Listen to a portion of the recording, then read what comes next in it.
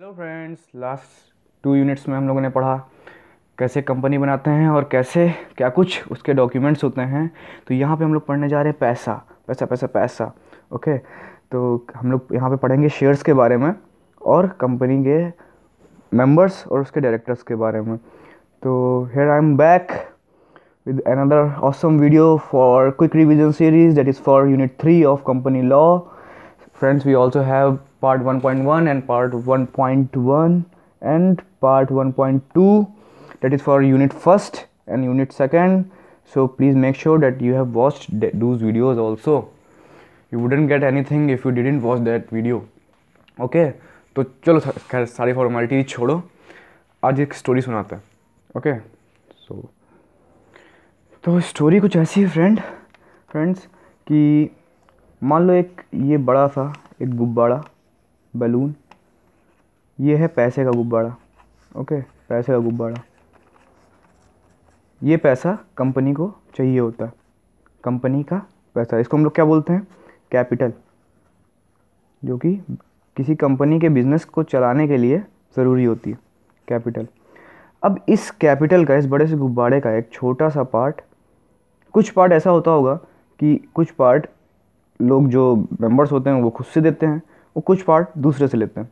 मान लीजिए ये पार्ट उन्होंने खुद से दिया, ठीक है, और ये पार्ट दूसरे से लिया, जो कि एज अ लोन हम लोगों ने लिया, ठीक। तो एक पार्ट होता है, इसका भी एक छोटा सा एक पार्ट है जो कि हम लोग पब्लिक से लेते हैं, ठीक है। इसको तो हम लोग डिबेंचर्स बोल देते हैं, कंपनी के लिए डिबेंचर्स हो जाते हैं जिस पे उनको इंटरेस्ट देना पड़ता है। ये तो खैर पैसा अपना है, ये डिबेंचर्स है, और ये एक छोटा सा जो पार्ट है, छोटा सा नन्हा सा पार्ट है जिसको हम लोग बोलते हैं शेयर्स। तो आज हम लोग इन्हीं शेयर्स के बारे में पढ़ने जा रहे हैं फ्रेंड्स। तो शेयर्स बेसिकली होते हैं दो तरीके के, एक होता है प्रेफरेंस शेयर्स, एक होता है इक्विटी शेयर्स, ठीक है। इक्विटी मतलब ओनरशिप से आ जाता है कि जो भी इक्विटी शेयर्स होल्डर होते हैं वो कंपनी के ओनर होते हैं। प्रेफरेंस शेयर होल्डर को राइट होते हैं, सबसे पहले प्रेफरेंस इनको दी जाती है। जब भी कंपनी को प्रॉफिट होगा तो सबसे पहले प्रेफरेंस शेयर होल्डर को ही पैसा मिलेगा, एक certain fixed rate of interest में। फिक्स्ड रेट इंटरेस्ट होता है। मान लो अगर 100 रुपये का प्रेफरेंस शेयर है और 100 रुपये का इक्विटी शेयर है और 10% इंटरेस्ट है, तो ये पहले से फिक्स होता है, ठीक है। तो हमेशा इनको 110 रुपये मिलेंगे प्रॉफिट के केस में, ठीक। और इक्विटी शेयर होल्डर उसको कुछ भी मिल सकता है। अगर मान लो बहुत एक्सेस प्रॉफिट हो गया तो बोर्ड ऑफ डायरेक्टर उनको 20% तक और भी उससे ज़्यादा प्रॉफिट दे सकते हैं, तो वो प्रॉफिट डिस्ट्रीब्यूशन होता है। तो अगर आपका कभी मन करे कोई शेयर्स खरीदने का तो आप प्रेफरेंस शेयर भी ले सकते हैं और इक्विटी शेयर भी ले सकते हैं। Both are equally good, one is butter scotch and other is choco vanilla. Okay, तो चलिए हम आते हैं स्टोरी पे। आपको हम सुनाने जा रहे थे एक स्टोरी, ठीक। अब स्टोरी में कुछ ऐसा है कि इनको पहचाने आप, इनकी मुलाकात हमने आपसे यूनिट 1 में फर्स्ट में कराई थी। इनका नाम है मिस्टर एम। याद करिए, बहुत बेचारे परेशान थे, इनके दिमाग में एक आइडिया था कि उनको इंदिरापुरम में एक सोप की शॉप खोलनी है, और इन्होंने उस शॉप की शॉप खोलने के लिए इनके पास आइडिया था, और इन्होंने उस आइडिया को लेके बहुत ही डिटेल में इन्वेस्टिगेशन करी, और फिर उसके बाद में जो भी बिज़नेस की रिक्वायरमेंट्स थी, जो भी चीज़ें बिज़नेस के लिए चाहिए थी, उसको असेंबल किया, उसको एक साथ एक जगह पे लाए और लास्ट में उसमें पैसा लगा दिया। अब स्टोरी कुछ ऐसी है कि जब इन्होंने पैसा लगाया तो इनके पास इनके साथ एक चीज़ हुई थी। अब क्या चीज़ हुई थी उस चीज़ को जानते हैं, फ्लैशबैक में जाते हैं, ठीक है, स्टोरी जानते हैं, ठीक है। तो हुआ ये था कि उस टाइम इनके पास इंदिरापुरम में जो इनको शॉप की शॉप खोलनी थी उसमें 10 लाख रुपए चाहिए था, 10 लाख रुपए, ठीक। इनके पास सिर्फ 6 लाख रुपए था, इनको बाकी 4 लाख रुपए की ज़रूरत थी। तो ये गए अपने मामा जी के पास, देखिए इनके मामा जी हैं, तो ये गए उनके मामा जी के पास और उनसे रिक्वेस्ट की कि प्लीज़ मामा जी, हमको 4 लाख की ज़रूरत है, हमको बिज़नेस खोलना। तो मामा जी ने खैर इनका बहुत बात सुनी, और बहुत लास्ट में इनकी बहुत रिक्वेस्ट के बाद में उन्होंने बोला कि चलो ठीक है, हम आपको 2 लाख रुपए दे देंगे। ओके, 2 लाख रुपए इधर से मिल जाएंगे। अब हो गए 8 लाख रुपए इनके पास, 8 लाख रुपए हो गए। अब बचे 2 लाख रुपए।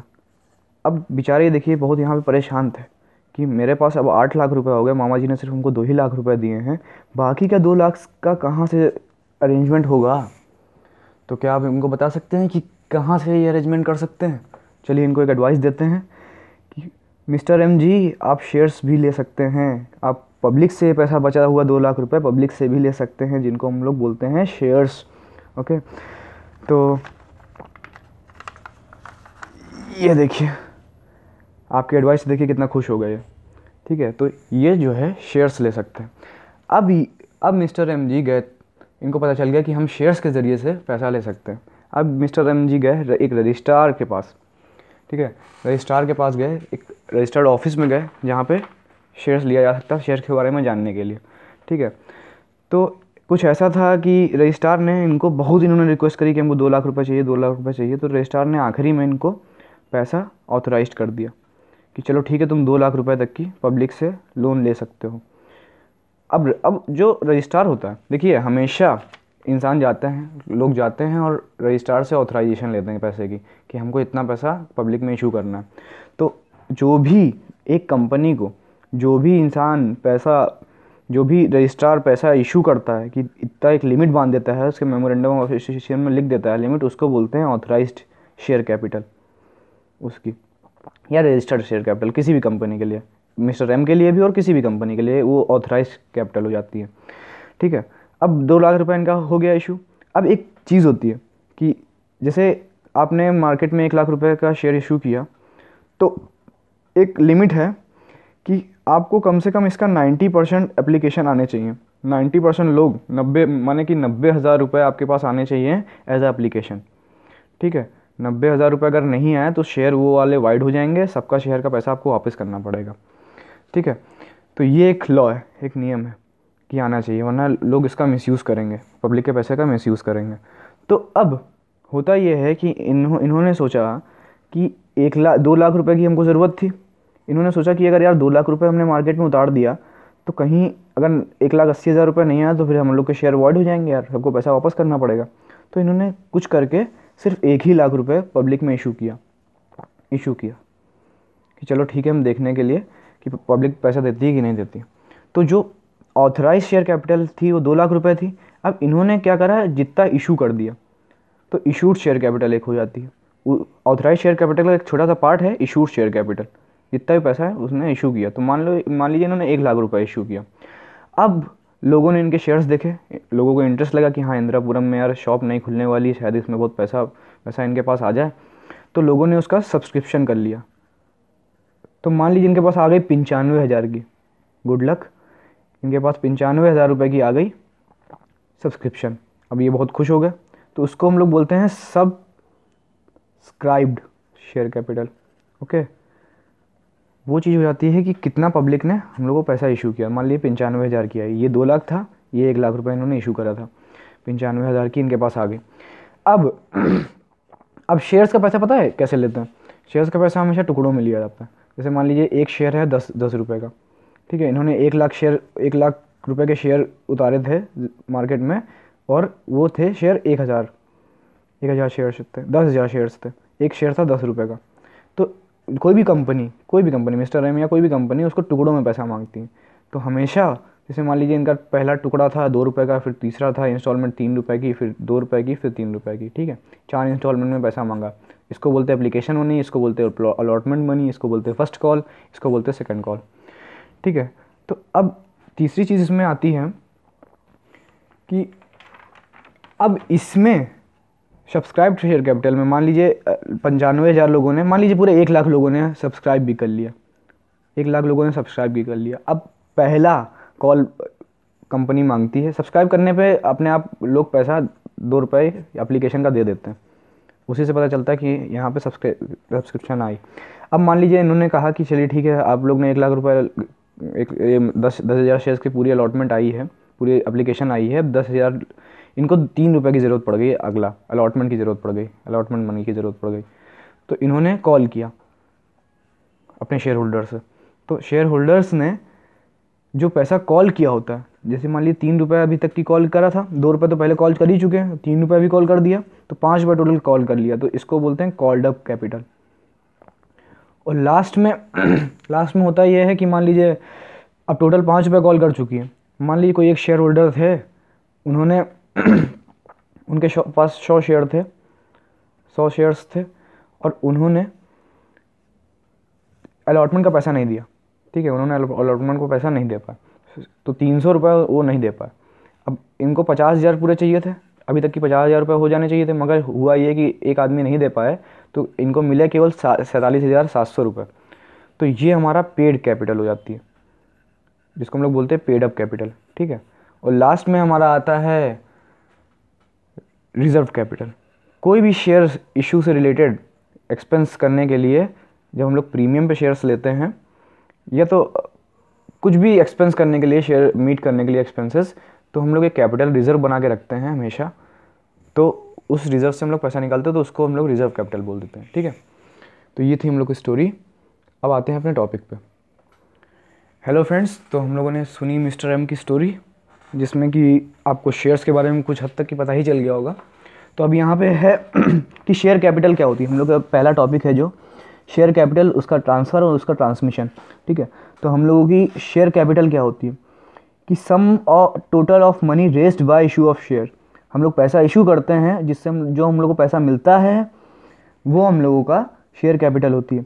अब किस किस तरीके की शेयर कैपिटल हो सकती है? ऑथोराइज्ड, जो कि रजिस्टर्ड शेयर कैपिटल है। दूसरी है इशूड, ऑथोराइज्ड में से कितनी हम लोगों ने इशू करी। और तीसरी है सब्सक्राइब, कितने लोगों ने उसको सब्सक्राइब किया, ठीक है। कितने लोगों ने जो इशू करी है उसमें से कितना सब्सक्रिप्शन आपके पास आया। जैसे कि मिस्टर एम के पास 95,000 रुपये का आया था, या तो 1 लाख रुपये मान लीजिए आया था। तो अब उसमें से टुकड़ों में जैसे पैसा मांगते हैं, तो उसमें से कितना पैसा अभी तक की कंपनी कॉल कर चुकी है उसको बोलते हैं कॉल्ड अप कैपिटल। और उसमें से जितना पैसा कंपनी मांग चुकी है उसमें से कितना पैसा लोग दे चुके हैं, ठीक है। कॉल्स एंड एरियर्स नहीं हुई है, लोग दे चुके हैं, उसको बोलते हैं पेड अप शेयर कैपिटल। और रिजर्व कैपिटल हम लोग का कैपिटल रिजर्व होती है शेयर एक्सपेंसेस को मीट करने के लिए, शेयर एक्सपेंसेस से मिलने के लिए, ठीक। तो शेयर्स क्या होते हैं? एक छोटा सा यूनिट होता है, ठीक है। एक पार्ट होता है कैपिटल का, शेयर कैपिटल का, या पूरे कैपिटल का एक छोटा सा पार्ट होता है।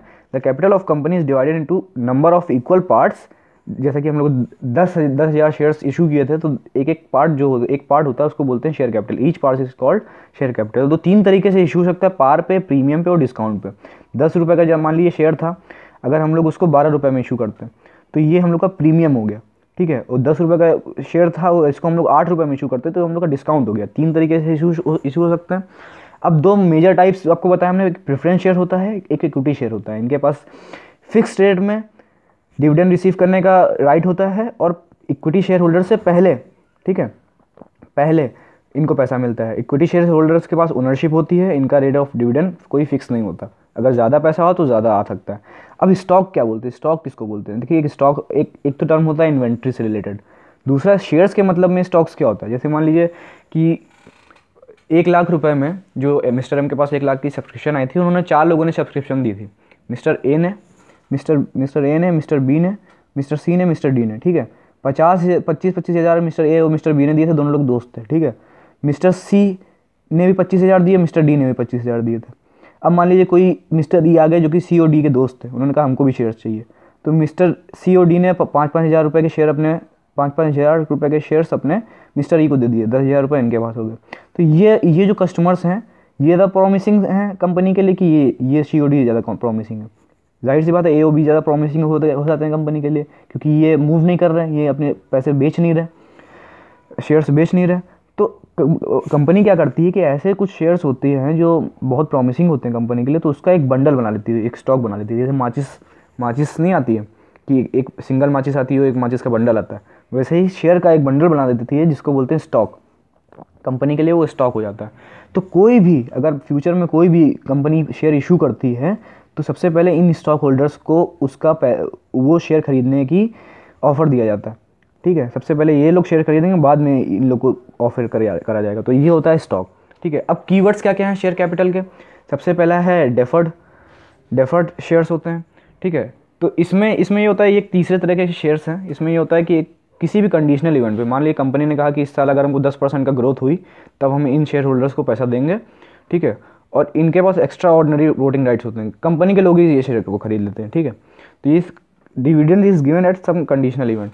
दूसरा होता है बोनस शेयर। कंपनी खुश हो गई, बहुत सारा प्रॉफिट हो गया, कंपनी खुश हो गई, उन्होंने अपने शेयर होल्डर को पैसा दे दिया, मतलब उनके जो शेयर्स, या तो उनको कुछ एक्स्ट्रा शेयर्स दे दिए, या तो उनकी मान लीजिए आधी कॉल, उन्होंने पैसा आधा ही कॉल, अभी 10 रुपये का शेयर था, 8 ही रुपये कॉल किए थे, तो 2 रुपये उनके भर दिए अपनी तरफ से कंपनी ने।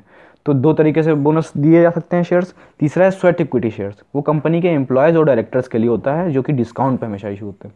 देखिए कभी भी कोई भी कंपनी शेयर्स को डिस्काउंट पे इशू नहीं कर सकती, ये एक लॉ है, आप समझ लीजिए, ठीक है। मगर अपने एम्प्लॉयज़ के लिए एक डिस्काउंट पे शेयर इशू हो सकते हैं, जिसको बोलते हैं स्वेट इक्विटी शेयर्स। दूसरा होता है कॉल्स इन एडवांस और कॉल्स इन एरियर्स, तीसरा पॉइंट है। चौथा पॉइंट है कॉल्स इन एडवांस, किसी ने कोई ज़्यादा खुश हो गया, कोई शेयर होल्डर, तो उसने पैसे अपना पहले से दे दिया, जितनी भी कॉल्स थी उसने पहले दे दी, तो उसको बोलते हैं कॉल्स इन एडवांस। कोई पैसा दे ही नहीं पाया तो उसको बोलते हैं कॉल्स इन एरियर्स, ठीक है। अब होता है एक चीज़ आती है शेयर सर्टिफिकेट और शेयर वारंट, ठीक है। जब किसी भी कंपनी का शेयर होल्डर को, ठीक है, शेयर होल्डर के पास जितने भी शेयर्स हैं उसका एक सर्टिफिकेट दे देती है कि वो उन शेयर्स को होल्ड कर रहा है, तो उसको बोलते हैं शेयर सर्टिफिकेट। अब शेयर वारंट क्या चीज़ होती है, इसको समझ लीजिएगा। शेयर सर्टिफिकेट और शेयर वारंट में डिफरेंस है। क्या चीज़ होती है कि मान लीजिए ये लोग कंपनी को बताते हैं, शेयर वारंट देके कंपनी अपने शेयर होल्डर्स को बताती है कि आप अभी जो शेयर है वो शेयर छोड़ दीजिए। अभी इस टाइम मान लीजिए 100 रुपये का शेयर है, शेयर की वैल्यू हमेशा बढ़ती है घटती रहती है। मान लीजिए अभी हम आपको 100 रुपये का शेयर वारंट दे रहे हैं, ठीक है। मान लीजिए आपने 100 शेयर खरीदे 10 रुपये के, 10 रुपये का एक शेयर था और आपने 100 शेयर खरीदे, तो हम आप कभी भी अगर 100 शेयर खरीदेंगे तो हम आपको 1,000 रुपये में देंगे हमेशा। तो अभी आप अपने शेयर छोड़ दीजिए, जब भी आप अपना वारंट लाके यहाँ पे हमको देंगे तो हम आपको भले चाहे इस शेयर का प्राइस भले चाहे 15 रुपये हो जाए मार्केट में, भले चाहे 20 रुपये हो जाए मार्केट में, आपको 10 ही रुपये में मिलेंगे। तो कंपनी का कैपिटल रेस करने का एक तरीका है, ठीक है। Smart way to own shares it offered at lower price, हमेशा ये होता है शेयर वारंट, ठीक है। तो शेयर फॉरफीचर, शेयर को जब्त कर लेना, सीज कर लेना। अगर कोई आदमी पैसा नहीं दे पाया तो उसको सीज कर लेते हैं, जब्त कर लेते हैं। तीसरा है रीइशू, जो जब्त किए हो शेयर उसको फिर से रीइशू कर सकते हैं। उसके बाद आता है ट्रांसफ़र ऑफ शेयर। एक पर्सन से दूसरा पर्सन अगर एक ट्रांसफ़र कर देता है शेयर को, जैसे इस केस में हुआ था कि COD ने अपना शेयर ट्रांसफ़र कर दिया था E को, तो ये जो है ट्रांसफ़र ऑफ शेयर्स होता है। वो होता है, एक चीज़ होती है ट्रांसमिशन ऑफ शेयर्स। जब ऑपरेशन ऑफ लॉ, अगर किसी की कोई शेयर होल्डर की डेथ हो गई या इंसॉल्वेंट हो गया या पागल हो गया, कुछ भी हो गया, तो ये यहाँ पे ऑपरेशन ऑफ लॉ लग जाता है। यहाँ पे इंसान वॉलेंट्रीली नहीं ट्रांसफ़र करता, इनवॉलेंट्री ट्रांसफ़र यहाँ पे होता है, तो इसको बोलते हैं ट्रांसमिशन ऑफ शेयर, ठीक। तो ट्रांसफ़र ऑफ शेयर कैसे हो सकता है, एप्लीकेशन डालनी पड़ती है, उसके बाद फॉर्म सबमिट होता है, उसके बाद अपना जिस भी पर्सन को आपको रजिस्ट्रेशन कराना है उसका फॉर्म में नाम लिख के सबमिट करिए, उसके बाद बोर्ड ऑफ डायरेक्टर डिसीजन लेंगे, उसके बाद उसका शेयर्स का रजिस्ट्रेशन हो जाएगा। तो पहला टॉपिक हम लोग का यहीं पे ख़त्म होता है, शेयर्स। हम लोगों ने इतनी चीज़ें जान ली। Thank you friends.